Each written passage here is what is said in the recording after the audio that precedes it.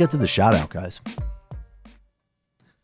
I'm looking for a remix. Obviously, Danarchy is the genius behind most of the music. I would like a Dave Rubin shout out remix that we could get into rotation. I think that could be funny.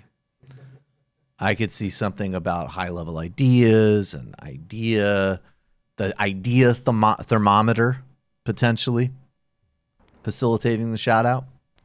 Yeah, well, I mean, we should think about the what do we want for like a form of this shout out? Do we want it to be a shorter one where it's like, this is the shout out and it's like an 8-minute thing, or do we want another song? Wait, 8-minute thing? Or 8-second thing? Okay. Or do we yes. I don't know about an 8-minute thing. Or do we want another song that we kind of stare at the camera through? Well, I think we want another song that we stare at the camera through and probably talk over for a little bit. But I like the option, and I think you should just record that, Matt. You should just go, and now the shout out presented by TMBS. Yeah, we'll see. I think you just did it, buddy. And now the shout out on TMBS. And now some news from the positive side of the equation from TMBS. And now some people you don't have to be mad at. Yeah, now some things you can be happy about. Now an indigenous tribe beating an oil company, or a teenager throwing a milkshake at a prick. It's the shout out. All right, let's do it. To the shout out, creepy, shout out, weird. I think that's It's still creepy. so funny. It's creepy. Oh yeah, I mean it's Jesus fucking Christ. Bernie Sanders, incredible move. I mean, let's really take in what this will do. I'll put this on the table. This will change my life fundamentally. I've drowned in student debt since coming out of college, and for several years was absolutely in default with all the appendages of affecting one's credit score and so on. This is something that affects millions of people, students, young people, parents. It's a form of economic terrorism. And in addition to being absolutely morally wrong, it's an incredible shackle on the economy. This is the pattern of this campaign. Frankly, irrelevant candidate with a very bad record and little to no presence like Julian Castro will release a sort of attempt to grab some headlines and a sort of very narrow bureaucratic package, which would be a slight improvement, but nothing on the scale of the problem. Elizabeth Warren will produce a good plan that will benefit a lot of people, but has unnecessary complexity, bureaucracy, and its own attendant problems. Bernie Sanders is coming out and saying, let's just wipe this out, have free college, and move forward. This is incredibly positive. The amount of human suffering this would relieve and human potential that this would open is hard to overstate. Let's play a clip of this from Bernie's campaign. If we could bail out Wall Street, we sure as hell can reduce student debt in this country. I owe $57,000. $58,000 in student debt. I've got over $32,000. I'm not even quite sure how much I owe in student debt. It's gotten to the point where it's almost scary to look at.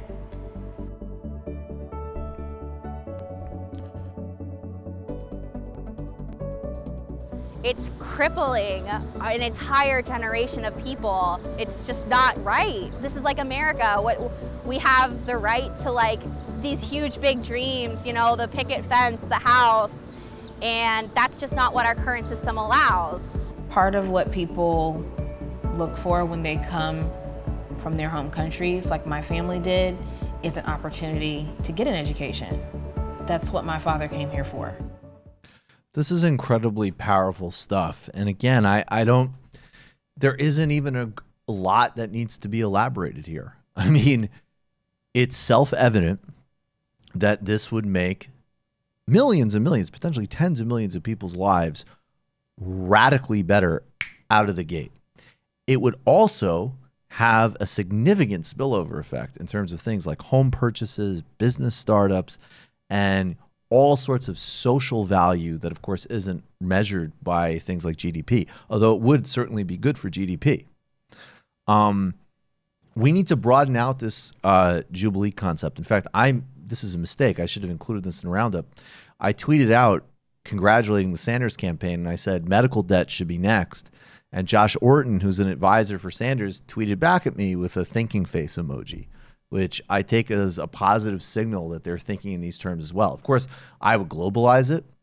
I want to see complete debt relief for the Caribbean. I want to see debt relief packages for all countries that have been victim of World Bank and IMF plans, as an example. But this is an incredible step and another significant sense. I mean, Pramila Jayapal, when she was announcing the work on this bill with Bernie Sanders, Ilhan Omar, and AOC, and Randy Weingarten, she said, look, in 2015, no one else was centering this crisis on the federal level. Bernie Sanders was. So now in 2020, we have all of these other candidates, some sincerely, I think some not sincerely, catching up on the template that Bernie Sanders has created. We're going to talk to Bill Fletcher Jr. And do another strategy session with him for patrons this weekend for the primer. But he's making the point that, the Democratic Party has already moved left in terms of policy and rhetoric. That's been achieved emanating out of the social movements and Sanders' campaign. The next step is, how do you actually start to win actual victories? And once again, we see just a completely different level of escalation and commitment here. So shout out to the Sanders campaign. If you are affected by student debt, you should be thrilled. This is by far the best plan.